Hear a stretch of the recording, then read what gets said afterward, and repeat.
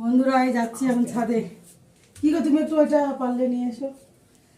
চলো, আমাকে তো ছাদেই বাসন মাজতে হয় জানোই তোমরা। চলো ছাদে এখন বাসনগুলো রাখবো, এখন মাজবো না, পরে মাজবো, জামা কাপড় তুলবো।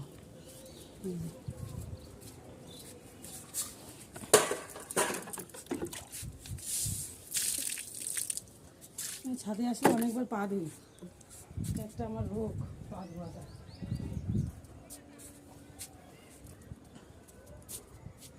সকালবেলায় কেচে দিয়ে গেছিলাম।